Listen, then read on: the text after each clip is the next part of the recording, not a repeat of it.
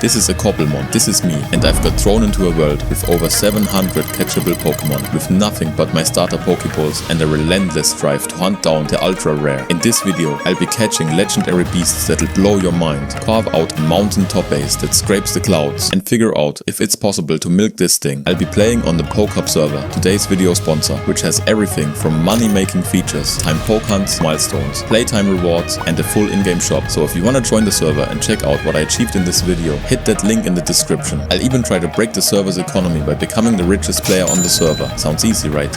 No, this wasn't easy at all. This was undoubtedly the wildest challenge I've ever faced. So grab a snack, kick back and prepare, because this is how I survived 100 days in Minecraft Cobblemon. On day 1, I got summoned into this super beautiful rainy world and immediately felt like a lost toddler at Disneyland. After I kinda acclimated myself, I asked the chat which starter Pokemon I should pick, because listen, I had absolutely zero clue about Pokemon. I was standing there more confused than an iPad kid seeing an ad they cannot skip. A lot of people told me to pick Oshawott, and I was like, bro, what even is an Oshawott? After a quick search where I got hit with more options than the Netflix menu, I gave up looking for Oshawotta or whatever it was called. Instead, I asked the chat if Squirtle was good, because that was one of the only Pokemon I actually knew, and Squirtle turns into that fat dude with the cannons on his back, and honestly, that is a vibe. Chat said Squirtle was good, so I went back into the selection and boom, first Pokemon enslaved, let's go. Right after that, I found this random rock with arms just chilling, and obviously I tried to catch it, because what else was I supposed to do? And it worked. First try. I was basically a Pokemon master. Now I already had 2 Pokemon in my collection and felt like Ash Ketchum, but like unemployed. Then I discovered the Pokédex in my hotbar opened. It pretended like I was reading the description so I would look smart. Fun fact, while editing the video I found out you can actually see your Pokemon stats there, like wow, cool. Amazing groundbreaking info. After that I spent a little time getting familiar with the controls, opened my Pokemon inventory, forgot what it was called, but basically it shows your current party and some info about your Pokemon, and I think you can even swap abilities or something later on, and you also get even more cool stats here, because why not drown in numbers? Then out of nowhere I met the first and ever a super friendly guy, so now I officially have ants not only in my room but also in Minecraft life is amazing. Then I made Squirtle fight that rock with arms. Squirtle got one hit so hard I almost closed the game out of secondhand embarrassment. Then I pulled out my rock, because obviously rock beats rock, right? So I made my Geodude use magnitude, but then the enemy Geodude used smackdown and almost one hit my poor Geodude too. Like my attack did about as much damage as throwing a paper ball at a brick wall. Next round Geodude died too, meaning this absolute menace of a stone murdered both my Pokemon, and then it just casually rolled away like nothing happened, literally committing war crimes and disappearing into the mist. Then I caught this cute little fox with an Ultra Ball, because Trauma builds character, and I also caught the murderer Geodude, because if you cannot beat them, join them. I asked the chat what I should name my Squirtle, got no answers anyways. After that I started trying out some of the warps and eventually found the PC, which I guess is where all my future abandoned Pokemon will end up. The next day I decided to clean up my party a little bit, because organization is key or whatever. Then I tried to catch this weird ugly bird I found, and guess what? It worked first. Why? Because apparently I am just built different. After the ugly bird joined my party, I found this random butterfly thing, and obviously I wanted to catch it too, because gotta catch them all. This little idiot wasted 5 of my Pokeballs before finally giving up and letting me catch it. Like bro, calm down, you are a bug. After that I let my turtle fight this yellow blob thing. During the battle my turtle was blowing bubbles everywhere and spinning like it was playing Beyblade, and honestly it was majestic. After Squirtle absolutely demolished the yellow blob, I renamed him to Squirtmagurt, because that felt spiritually correct. Then I sent Squirtmagurt into a battle against this bear called Teddy Ursa, and let me tell you, this stupid teddy bear was built different. It straight up murdered my Squirtmagurt, then killed my Geodude and almost clapped the ugly bird too, but thankfully the ugly bird managed to beat the teddy before we completely lost all dignity. On day 3 I decided to explore the warp safari a little bit, because I still had no idea where anything was on this server. After running around the desert for like 2 minutes I got bored out of my mind, because shocker deserts are boring, so I warped to the next location, opened the shop and started mindlessly clicking through everything, because capitalism. The shop actually had a pretty good selection of items and resources, so I spent a little time pretending I knew what I was doing. After I thoroughly inspected everything, like a mother inspecting their kids' Halloween candy, I decided it was time to analyze my party again, because I am nothing if not obsessed with looking at meaningless numbers. I checked every single Pokemon stats and pretended like I understood any of it, and then I went to the best warp on the entire server, the gambling warp. Unfortunately I had no keys to open any chests, so that was the fastest casino visit of my life. At the end of day 3 I realized I had a couple kits available, so I claimed them, because free stuff is my love language. On day 4 I decided to feed Squirtmagurt a ridiculous amount of candy until he hit level 100, because clearly I am the healthiest trainer out there. Then I noticed that you can actually pick him up and put him on your shoulder, so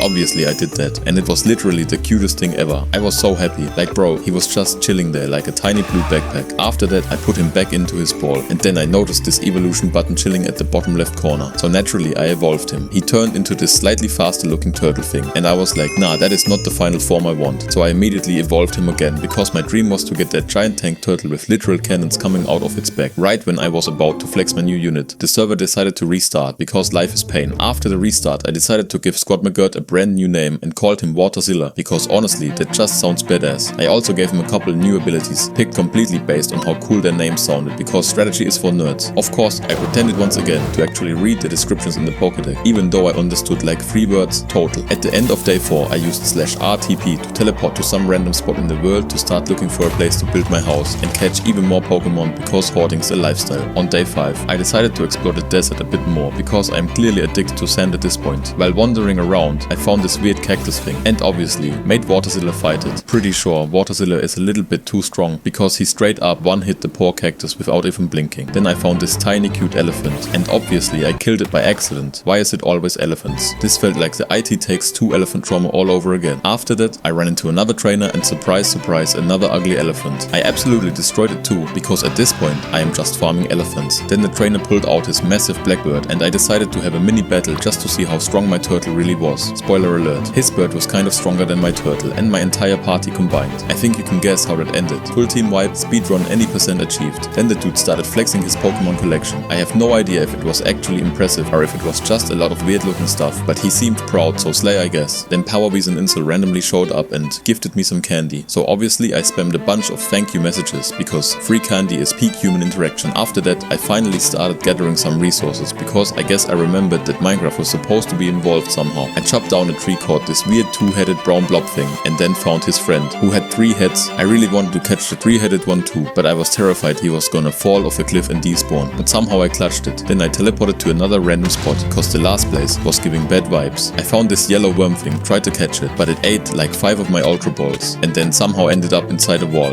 And yeah, we do not talk about that anymore. At the end of the day, I also caught this tiny blue marshmallow thing, and with that day 5 was officially cooked. On day 6, I found this ultra cute little marshmallow thing. Obviously I had to catch it. I threw like 6 balls, completely missing it because it was so tiny, but when I finally hit it with the first actual ball, it got caught immediately. Easy game. After that I evolved my weird lightning bird, and now he is a bigger lightning bird that actually looks kind of cool. I also swapped out some of his spells, because why not, and then kept exploring. On my journey I mined some coal, because I am a responsible citizen, and then found even more coal, because apparently I live in a mine now. Then I ran into this weird skunk looking thing that I thought looked kinda cool. Honestly, it could also have been a baby carrier or something, I have no clue. Anyway, I decided to test some new Pokeballs on it, because the ultra balls were doing jack shit. I tried using these weird green dust balls, but they were just as useless. At some point I just went back to spamming ultra balls, because they are supposed to be the universal solution, right? But nope, even the ultras were just bouncing off this funky skunk baby. Then I pulled out the quick balls, because I vaguely remembered reading somewhere that they are 5 times better. Turns out that only applies if you throw them at the start of the battle, but reading is for nerds, so whatever. After like 47 failed attempts, I finally caught the damn thing. Then I opened up the Pokédex and checked out the tiny marshmallow again, and found out you can actually play these little cries of the Pokemon, which is actually kinda adorable, not gonna lie. I am super hyped to see what it will look like when it evolves, but that is future me's problem. First, I needed to find a spot to build my house. While searching for a building spot, I stumbled across this ruined nether portal and yoinked some magma blocks, because loot goblin instincts. After that I wandered into a forest and found these berry things that I think you can use to craft Pokeballs.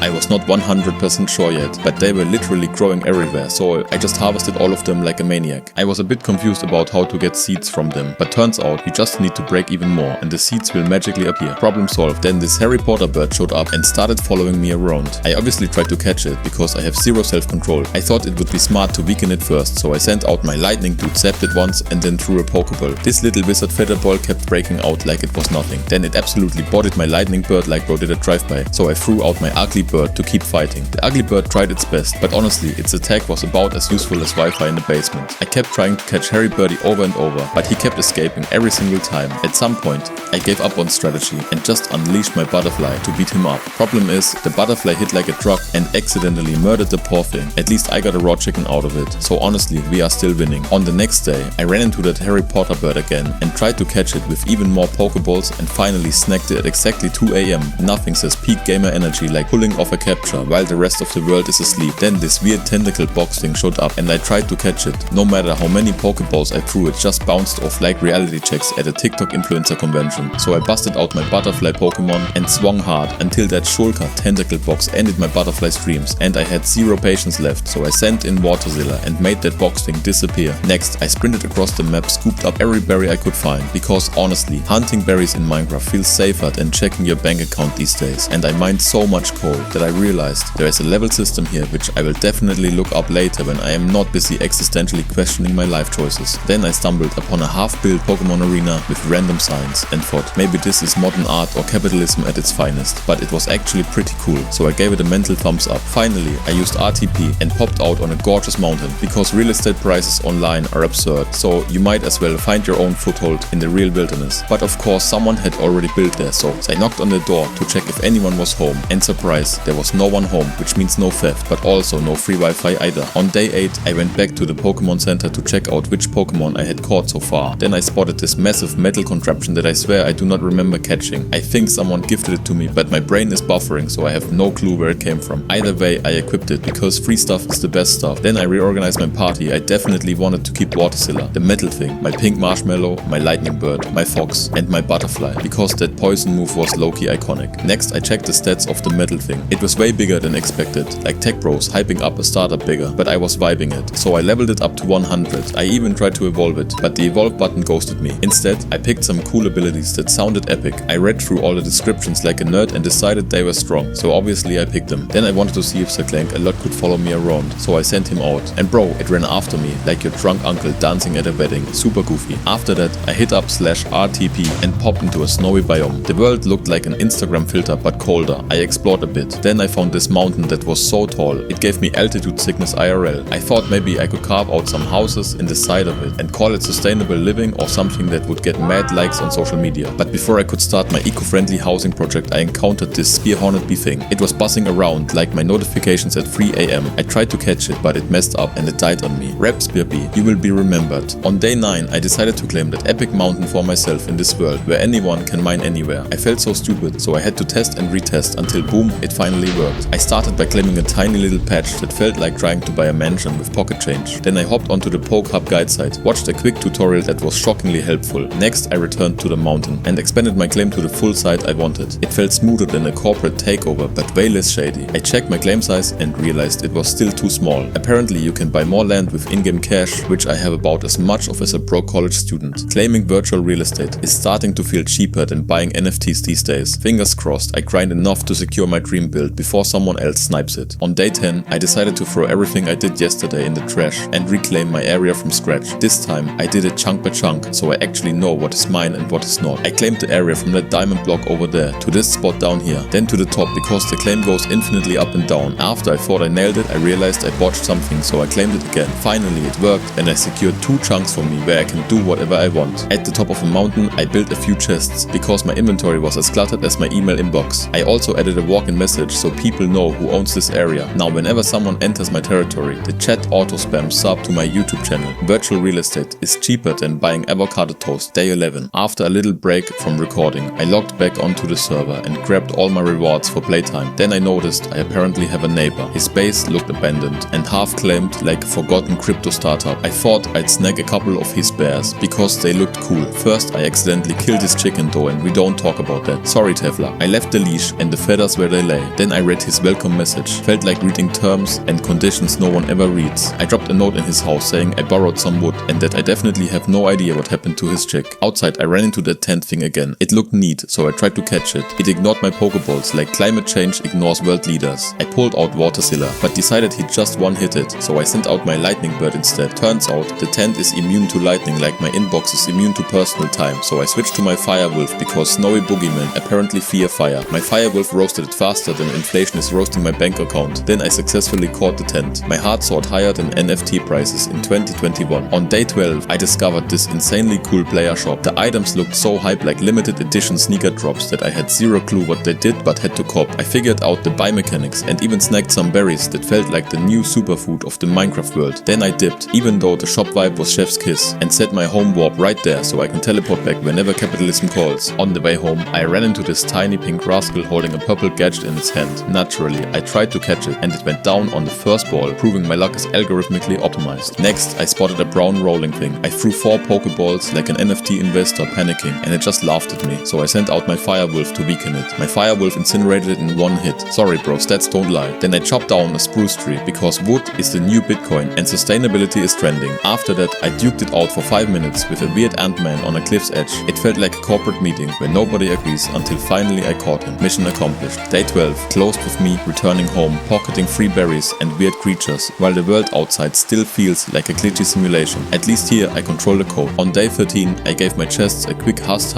organizer flex. Then I decided to go on a little mining trip. I mined some coal, found more coal, dug up a bit of copper, and you guessed it, even more coal. After that, I crafted a diamond pickaxe, grabbed a handful of torches, and made my way down the mountain toward a cave. Once I showed off my worst life choice by digging straight down, I broke into a massive cavern. I snagged some iron, spotted more copper, collected twice as much iron. Then I lit up half the cave because ambience matters, even if there aren't any mobs here. This server only has Pokemon, which is honestly the chillest apocalypse ever. I dug further down and hit a vein of gold, packed it up, then stumbled into an even bigger cave system, mined more iron, built a tiny base right there so I can log in and pick up where I left off. Finally, I teleported home. Teleportation is the best QOL feature since sliced bread, especially in a world where real public transport still costs an arm and a leg. All of this without installing a single mod. On day 14, I discovered the server website that ranks Pokemon by rarity. Naturally, I decided to check how rare my metal contraption is, because I'm too dumb to remember where I even found it. My brain started buffering so hard that I gave up on the whole rarity thing. If you happen to know whether it's actually rare, drop it in the comments. I then spent the rest of the day doom scrolling through those lists like I was catching up on global economics. Midway through my existential crisis, I found a hunt command. Apparently the server runs timed events where you earn cash by catching specific Pokemon. The easiest hunt was for something called Egglypuff or whatever. No clue where it spawns, but hey, the list is your friend. Then I got sidetracked by server jobs. You can pick up to 3 gigs to earn money with 0 hidden fees. It's like a gig economy without the side of crippling debt. After my head stopped spinning, I headed back into the mine. I smashed through a cave wall and ran into a monster straight out of the classic series plus a swarm of bats. I caught them both on my first throw because my aim is algorithmically optimized. Then I mined iron until my pickaxe filed a formal complaint. My mining job hit level 3 and my wallet got a little chubbier. Later I'll see if leveling up actually unlocks anything cooler than debt payments. Next I dug deeper and scored my first redstone. Finally, I broke into a lava lake dawned in the mine, so I built right over the lava lake because real life real estate costs more than diamonds. Once I reached the other side, I mined iron. Then I mined redstone and even more redstone. Then I spotted a smaller lava pool nearby. I mined gold there. Next I climbed back into the grand cavern and mined more redstone and more iron. Then this chunky thing Pokemon wandered into view. I decided to let it run. Then I pretended to show mercy only to catch it instead. After bagging that catch, I mined more iron and loads more iron and still more gold. Then I realized I was in a deep dark biome, so I hoped no warden would show up because my social anxiety can only handle so much IRL. Down below, I mined gold again. Then I discovered a massive cave spider that looked like a nightmare from online comments. I tried to catch it, but Waterzilla obliterated it with one blow because subtlety is overrated. Then I delved even deeper and pulled more redstone and more gold. On day 16, I stumbled across this purple weirdo that looked like a mood ring gone rogue, so I sent out my butterfly because nothing says catch rate like delicate wings. One hit from that purple beast and my butterfly was down to half HP. I chucked a Poké Ball, but it bounced off like a bad tweet, and then my poor butterfly expired faster than hope in a reality show. At that point, I had to summon my electric bird and it zapped the purple menace back into its ball like a viral TikTok challenge. Next, I spotted this gigajet face Pokemon flexing harder than tech bros at a startup pitch. My electric bird's zaps barely tickled it, but somehow I still snagged it on the first throw. RNG gods must be performance artists. Then I ran into a rat so massive it felt like inflation incarnate. It one-shotted half my team until I unleashed my firewolf, which incinerated that rodent faster than bad news headlines. Of course, I caught its adorable pre-evolution too, because trauma bonding is a real thing. After all that carnage, I spent the rest of the day mining gold and redstone. I raked in gold like a banker during a bailout and pulled redstone like free content from a social media feed. On day 17, I kept grinding in the mine until my pickaxe filed a protest. I mined gold, I mined iron until I felt like a one-man metal factory. Then I spotted a snail frying in lava and decided it deserved a rescue mission. I hauled it out and thought a fire battle would be epic, but that plan was an existential crisis waiting to happen, so I swapped strategies. I called in my electric bird, who got one-shotted like a TikTok star's career. My patience expired, so I unleashed Waterzilla, who vaporized the snail in a single blast. Sorry little buddy. Next, I caught a bat that squeaked like my notifications at 3 AM. I tried to nab a cute cave spider, but lava had other plans. Defeated, I climbed up and mined redstone until my inventory screamed for mercy. I then spotted an unidentifiable creature and bagged it on the first throw because RNG gods love me. Deeper in the shaft, I found a crab that looked as lost as a millennial at a blockchain conference. I caught it for the novelty value. Then I met a rare shimmering beast. I sent out my butterfly, who weakened it, then died like my hopes every Monday. Out came my firewolf, who incinerated it faster than inflation is incinerating my savings. I snagged the rare creature on the second try. After that, I mined more redstone because grinding is the only stable economy. Finally, I struck diamonds and my bank account felt personally attacked. I grabbed my last gold for the day, then teleported home. On day 18, I dove deeper into the mine and scored a handful of gold. I ventured further down the mineshaft and hauled in even more gold. Then I picked up a stack of iron and a pocket full of redstone. My pickaxe was complaining louder than politicians dodging tough questions. Suddenly, I stumbled upon the most epic Pokemon ever, Onyx. I had no clue if it was rare, but I knew I had to catch it. I chucked Poké Balls like they were my rent checks, but they bounced off like inflation hitting peak levels. Next, I sent in my little firewolf because fire is always a vibe. It looked adorable next to that giant rock beast, but its flames barely made a dent. Then I called in my electric bird, even though rock probably resists electricity. After a few rounds, Onyx finally weakened. On throw 3, it stayed in the ball and joined my collection. I felt like a digital hoarder in a server full of chaos. Back to mining I went. More gold, more iron, more gold. Then I spotted the tiniest Pokemon I've ever seen. I needed 3 Pokeballs because apparently small equals sneaky. I unleashed my butterfly, who died faster than my willpower at a snack table. Desperate, I sent out Marshmallow thinking Fluff would win hearts. But Marshmallow was smaller than the ball the spider escaped, and then Marshmallow got one hitted, almost rage quit level. Finally, I summoned my tanky buddy, who 8 hits like a paycheck gobbling payday loans. I tried the ball again, and this time the spider stayed in. With that win under my belt, I mined even more resources until my inventory overflowed. And just like that, day 19 began. On day 19, I sorted my chests because my hoarder tendencies were spiraling out of control. Then I emptied my entire farming haul onto the ground like a broke influencer unpacking freebies. I crafted a few furnaces and started smelting resources until I felt like a digital blacksmith. Next, I browsed the server shop like it was the latest sneaker drop page, but I had no idea what I was even looking for. Feeling directionless, I wandered down from my mountain. I spotted a sheep chilling in a field, and of course I caught it because wool is the new gold. Then I went on a wood farming spree. I chopped down birch trees until I could hear the staccato rhythm of capitalism in every log. I picked berries that looked like tiny red hearts because craft projects are my love language. I even caught a reddish-shaped Pokemon that was so extra it deserved its own cooking show. Finally, I stumbled upon a colossal black oak tree towering over the horizon, and I completely obliterated with my axe. The server's ecosystem hates me, but my inventory is thriving. On day 20, I stumbled across this weird early morning building that looked like it was sponsored by minimalism. Then I sprinted off to explore, because adventure is my cardio. I found a pink dog creature doing laps in a pen and accidentally one-shotted it with my battle party. Oops, PR disaster. Next, I encountered this bizarre Pokemon I can't even name, but I landed a first strike and caught it on the first throw because my aim is algorithmically enhanced. After that, I cornered a sand dish Pokemon that looked like a snack plate with a feather garnish, and it also went down first ball. Then I spotted a tiny angry chipmunk thing that glared harder than my bank account at a sale rack. I caught it without breaking a sweat. Feeling confident, I tried to nab a spindly crab that looked like it was auditioning for a horror movie. It dodged my balls like a pro, but eventually I bagged it. Next, I mined some coal because fuel shortages are so 2023. And then, I tried to catch a stubborn rhinoceros Pokemon. It refused to cooperate, so I ghosted that quest and moved on. Further along, I met a hilariously goofy bird whose face looked like a meme template. Naturally, I caught it too, because content is king. Then I spotted a pig-like cool creature whose moveset was pure flex, so I snagged it for my squad. I harvested more red berries because free snacks are peak lifestyle. I found this disc belly Pokemon that looked like it swallowed vinyl records and attempted a capture. Of course, it took 2 tries because plot twist. Before heading home, I grabbed some bamboo for good measure and scooped up another pink bear because hoarding isn't a crime here. Back at base, I emptied my jam-packed inventory into chests and called it a day. Day 21 is on the horizon and chaos never sleeps. Day 21, hunger kicked in. I had no steaks left from my starter kit, so I bought some melons. I devoured them like they were a trending crop because avocado prices IRL are a meme. I thought about planting them, only I had no clue where to even dig. Then I clicked the shop to see if I could buy animals. The prices look crazier than real estate in 2025, so I pivoted and bought some bookshelves instead. I placed them around my base like I just opened a digital library. I spent the rest of the day procrastinating and brainstorming what to do next, like a startup pivoting to NFTs. Later, I ran to the Poké Center to check all the Pokemon I have caught so far. My party looked like a rescue mission gone viral. I still can't remember when I caught half of them. More on that in a bit. Back at home, I spent my last coins on obsidian, because mining it myself is so last year. I crafted an enchantment table and set it up like a tech demo. Only problem was I had 0 XP levels, but that is a problem for day 22. I spent the early hours parkouring around my base, doing nothing productive. Then I opened the PokeHub guide site again. I scanned through potential hunts to earn some cash. I found a pigeon that rewards 10,000 server cash. I coveted that reward as if it was a black card, so I set off to hunt the bird. I wandered aimlessly with 0 coordinates, like a lost influencer missing a GPS update. I spent the rest of the day searching fields and hills. I even tried warp top safari hoping the bird would spawn there, no luck. The pigeon remained a mystery. I ended the day broke in cash and bird sightings. But hey, tomorrow's another hunt. On day 23, I logged in ready to visit my buddy on the cliff. He was online this time. I swore I wasn't here to steal. I even promised to return his berries. But behind his house I borrowed a stack anyway. He'll get them back. Then I hit RTP and ended up who knows where. I sprinted around hunting that mystery pigeon. No luck. Instead I stumbled on this massive ugly farm. It looked like my bank account after rent day. But hey, it was efficient, so respect to the farmer. I spent the rest of the day roaming. Pigeon remained MIA. Day 24 kicked off with me, certain I had finally caught that damn pigeon. Turns out it was just another seed packer. I shrugged and plunged into the spruce forest. There I joined a gladiator event where trainers pit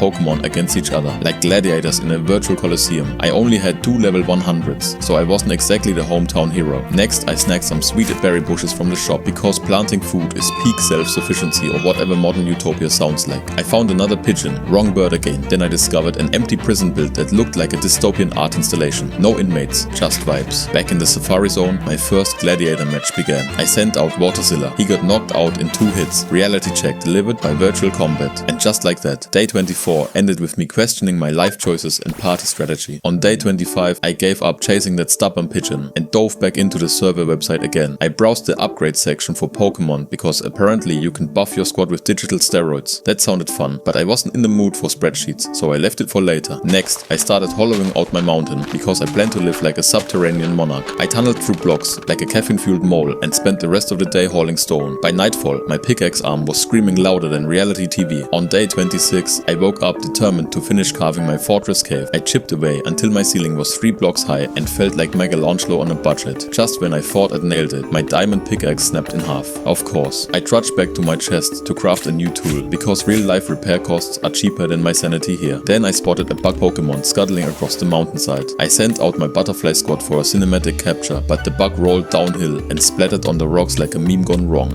No bug catch for me today, but my dream of a mountain stronghold remains undefeated. Day 27. After a little break from recording, I finally logged back in and crafted myself a brand new pickaxe, because I had a mountain to destroy and a dream to chase. I gathered the leftover resources from my half-destroyed hill and kept on hollowing it out like I was building the world's most ambitious secret lair. I even decided to expand the ceiling up by 1 block, because apparently my Minecraft brain thinks everything needs to feel at least a little bushy. Then I had the genius idea to throw out my little marshmallow, because he is literally the cutest thing alive. Like, look at him, tiny, round, iconic. Anyway, while I was busy admiring him, I let my girlfriend hop on my PC for a bit. At first she just messed around with Marshmallow because she thought he was adorable too. She kept making him run after her and was like, OMG, he's following me. And honestly, it was low-key wholesome. She even gave him a new name, Puffmallow. Legendary rebrand. Honestly, after she was done fangirling over my marshmallow child, I casually forced her into manual labor and made her help me expand my mountain base even higher. Free labor is real if you just call it helping with building projects. Day 28 was honestly just a super chill day. I really was not in the mood to grind or build or do anything crazy, so I just spent some time chatting with the people on the server. I had a few questions about how to properly set up a Pokemon hunting session, and while I was asking around, a few people actually asked me what kind of stuff I record, which was kind of wholesome, not gonna lie. So we ended up having a pretty chill conversation. While I was doing that, I also finally took the time to really read through the Poke Spawning Handbook, which shows you all the biomes and times where specific Pokemon spawn, which is actually super useful and something I should have done like 20 days ago, but hey, better late than never, right? And yeah, that was basically all of day 28. Super laid back, but honestly kind of needed. Day 29 was a bit more productive, not gonna lie. I started off by doing some more chatting, and this time I discovered something actually game changing. Apparently players on the server can set up their own warps, and a lot of people had built these crazy hunting platforms in specific biomes to make catching Pokemon way easier. Like you could just teleport to a platform and boom, you are standing in the perfect biome ready to farm spawns. That blew my mind a little, not gonna lie. So of course I immediately teleported to one of those platforms, and it was actually so cool. Just a big floating piece of land right in the perfect biome. While I was there, I ran into this super sick cow Pokemon that I really wanted to catch, but of course it was not gonna be that easy. I had to weaken it first, so I sent out my sweet little Puffmallow, because I figured, you know, he is adorable and deserves a little action. But this cow was not having it. It absolutely sent Puffmallow into the Shadow Realm with one single other slap. Honestly, I should probably level up Puffmallow a bit. After that whole mess, I still tried to catch the cow, but it was pure chaos, because another player, Sir Clankalot, swooped in and ended up killing it before I could even throw a Poké Ball. So yeah, rip to that dream. But overall it was a pretty fun day, full of unexpected chaos. The next day, I spent some time going through my computer, checking out all the Pokemon I had caught so far, which honestly felt kinda satisfying seeing the little collection I was building up. After that, I decided it was finally time to go on my first real hunting mission, because because now I actually knew how it worked and was not just running around like a lost duck. While I was scrolling through the hunting list, this pigman looking Pokemon caught my eye. I have no idea where I know him from, like maybe I saw him once in the show or in a game, but whatever, he definitely looked familiar. So I looked up where he spawns, found out the biome and teleported to one of those hunting platforms that people had built. While I was searching for him, this giant dog Pokemon started following me around, and there were a few other weird looking creatures wandering around too. But then I actually found him pretty quickly, which was honestly kinda hype. I caught him and boom, just like that, I completed my first real hunt and even got 5,000 cash and a few bonus items like this super cool key that lets you open a gambling crate. Hehehe. After that success, I decided to try hunting another Pokemon that was on the list, but I had never seen it before, so I did not get my hopes up too high. I spent the rest of the day searching everywhere, but unfortunately no luck. So I just headed back home, emptied my inventory and called it a day. I started day 31 by snacking on my sweet berries because I literally had no food left and my HP was looking real tragic. Then I went back down into my cave and started mining again. Found some more gold, then some more iron, then some more gold, then like even more gold and even more redstone, because why not? While I was down there, I also stumbled across this amethyst thing and grabbed a few blocks because it looked shiny and cool. After that I farmed even more iron because apparently I am trying to become a one-man iron industry at this point. Back at my base, I sorted out my messy inventory and crafted myself a shiny new diamond axe because why suffer when you can chop stuff like a boss. The next morning I started by harvesting a ton of melons because your boy had absolutely nothing left to eat and starvation was becoming way too real. After that I went back down into my hollowed out mountain area and decided it was time to dig it even deeper because obviously why not turn my house into an underground bunker. But then I got distracted because this little ice slime thing popped up and obviously I had to fight it and catch it because it was just too funny looking. After dealing with the chaos, I tried to go back to working on my base and started digging everything one block deeper. I say started because after a while I got bored out of my mind and decided, you know what, future me can deal with that. So I called it for the day and planned to start leveling up Puffmallow the next morning because my little guy deserves to be OP.